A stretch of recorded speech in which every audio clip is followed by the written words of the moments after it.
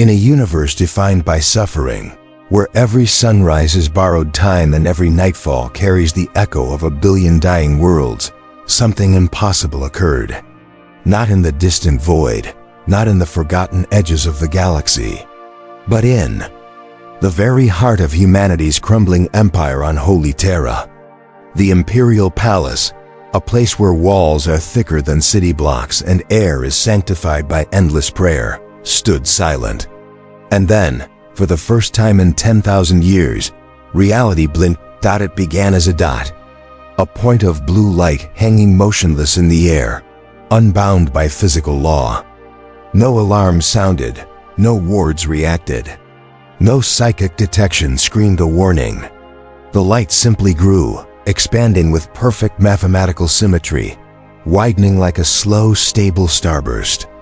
It made no sound, yet the vibration it emitted hummed through the chamber like a frequency humanity was never meant to hear. Space folded inward in a single motion, and a figure appeared within the glow. He did not fall into existence. He materialized fully formed, a tall blue, radiant being floating a few centimeters above the polished floor. He looked human, yet unmistakably alien. Skin glowing like a contained star. Eyes white, calm, distant. And though nothing in the Imperium could explain him, the figure introduced himself with unsettling calm. "I am called Dr. Manhattan." The custodians arrived instantly. Golden giants whose very presence radiated lethal purpose. Weapons leveled, armor humming with psychic resonance. Their captain demanded his designation, but the stranger simply observed them with scientific curiosity. Before the custodians could decide whether to eliminate him, another force intervened. A psychic wave slammed into the room, so heavy that even the mighty custodians buckled. Servitors collapsed. Gold-plated machinery groaned. One custodian bled from the eyes but refused to fall. The pressure didn't come from Manhattan. It came from above, from the Golden Throne. The Emperor of Mankind had noticed the intruder. Manhattan looked upward, unfazed by the psychic assault. "Interesting," he said, as though measuring the mind pressing down on him. "Ancient. Fractured, but aware." The Emperor's will pressed harder, and still the blue figure did not crack.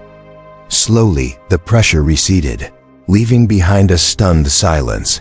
The custodians escorted the being deeper into the palace, past endless halls of statues depicting forgotten victories, through chambers where the air itself seemed to age those who breathed it, toward the inner sanctums where few mortals had ever walked. As they moved, Manhattan studied everything: the architecture, the rituals, the decay beneath the gold veneer. "This civilization constructs monuments to permanence," he observed. "And yet everything around me is decaying." A younger custodian answered, almost defensively, "We preserve what was. Without memory, we are nothing." Manhattan glanced at him. "Memory is curious. I experience all time at once." The custodian stiffened. They did not know how to respond to a being who spoke like time itself was optional. Eventually, they reached a chamber where hooded psychers, the Emperor's voices, waited. They spoke in overlapping tonality, warning that direct communion with the Emperor would destroy Manhattan. He disagreed. And then, to prove his capability, he dissolved into a dozen identical versions of himself. Each examined different points in the room, speaking in perfect unison. The psychers recoiled, overwhelmed. Manhattan reformed calmly. The Emperor's voices, after recovering from the psychic reverberations, delivered a message. The Emperor acknowledged him. The journey continued into the sanctum of the Mechanicus, where ancient machines hummed with failing strength. Tech priests froze at the sight of Manhattan, muttering Benharic prayers. Their archmagos, Belisarius Call himself, arrived to witness what no mortal had ever seen. Manhattan examined conduits thick as trees, cables older than nations and systems, patched together through ritual rather than understanding. "These machines," Manhattan said, "were not built by the Mechanicus." The tech priests hissed in offense. But Call noticed something else. Truth. He approached the blue figure cautiously. "You see flaws we cannot." "I see entropy," Manhattan replied. "And your rituals do not stop it." Call asked what could be done, and Manhattan's answer was immediate. "I need direct access to the Golden Throne," the custodians objected. The Mechanicus protested. "No one approaches the throne. No one touches it. No one interferes with the Emperor's life support." Then the alarms went off. The outer palace defense grid collapsed. Warp strikes detonated across Terra. The Lion's Gate spaceport breached. The Helios Gate compromised. And then came the report that froze every soul in the chamber. 4 warp signatures for familiar, psychic imprints. 4 names no mortal wished to hear. Mortarion, Angron, Magnus, Fulgrim. All marching on Terra at once. Not an invasion, a culling. Chaos had chosen its moment well. If Manhattan repaired the Emperor, the Chaos Gods risked losing their greatest war. So they deployed their greatest monsters. Against that threat, the Imperium had one option: allow Manhattan to proceed. Call gave the order. The custodians obeyed. And thus, for the first time in 10,000 years, an outsider was taken toward the throne. The descent into the Sanctum Imperialis was unlike anything Manhattan had seen. The walls hummed with the Emperor's psychic presence. The air grew thick, heavy, sacred. And then the Eternity Gate, larger than Titans, carved with untold sacrifice, opened. Inside, surrounded by machinery older than empires, sat the Emperor's decayed body. A skeleton of gold and ruin. A husk animated by will alone. Manhattan stopped. For the first time, he felt something. Not emotion, but understanding. He studied the Emperor's condition, the Golden Throne circuitry, the psychic storm raging around the skeleton. "Now I understand," he whispered. He attempted the same transition I once made, from matter to pure consciousness. But he was interrupted. His process was incomplete.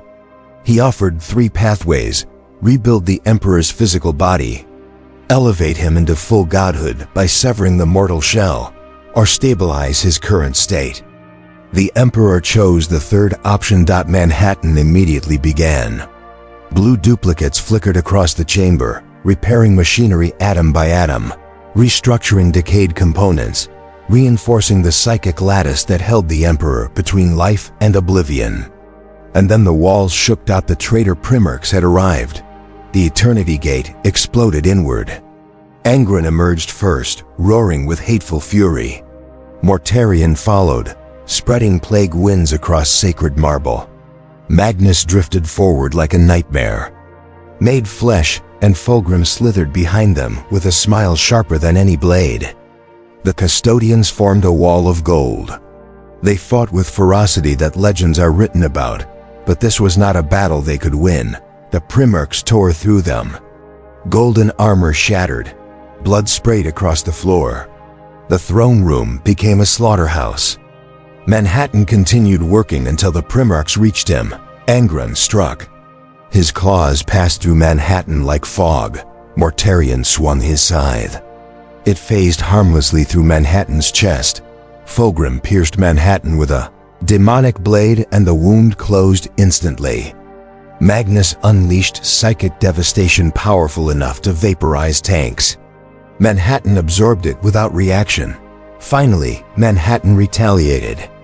Dozens of copies appeared, each raising their glowing hands. A surge of atomic energy pulsed outward. Not a blast, a severing. The link between the Primarchs and their warp patrons flickered. Angron faltered mid-swing. Mortarion staggered. Fulgrim's radiance dulled. Magnus gasped as his warp energy flickered weakly. And then the Golden Throne awakened. A pulse of pure golden psychic force surged outward, not speech, not command, but presence. Custodians felt their spirits rise. Demons outside evaporated. And the traitor Primarchs screamed. Magnus, understanding the danger, ordered a retreat. One by one, The four monsters fled the throne room as their demonic forms shattered under the Emperor's anathema and Manhattan's severing field. The battle was over. Call stared at the data readouts, stable power, increasing astronomical output, a reinforced psychic lattice. The Emperor was no longer in immediate danger, not saved, not restored, but stabilized something once believed impossible. The custodians bowed, not in worship, but in respect. Manhattan responded with simple clarity. You owe me nothing. I act out of curiosity. Titus asked where he would go next. Manhattan looked upward, beyond stone and steel, beyond the atmosphere, into the warp itself. The Eye of Terror, he said. Your warp intrigues me. Titus warned him that no one returns from that place. Manhattan replied with calm certainty, Then I will be the first. He began to dissolve into blue light. Titus called out one final question.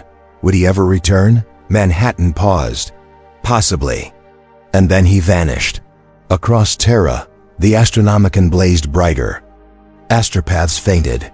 Navigators gasped. Throughout the Imperium, ships felt their paths steady. Hope, fragile, fleeting, forbidden, sparked for the first time in centuries. But far away, in the warp, the Chaos Gods stirred in fury. They felt the stabilization of the Emperor. They felt the intrusion of an alien mind. They felt the severing of their champions. And they howled. Yet their realm could not stop the blue figure drifting toward the heart of their domain. Dr. Manhattan passed through tides of madness untouched. He observed the warp with fascination, not fear. Ahead, the Eye of Terror pulsed like a wounded star, screaming with the souls of the damned. The Chaos Gods watched, uncertain whether to attack or flee. Manhattan stepped into the storm. Let's see what lies beyond.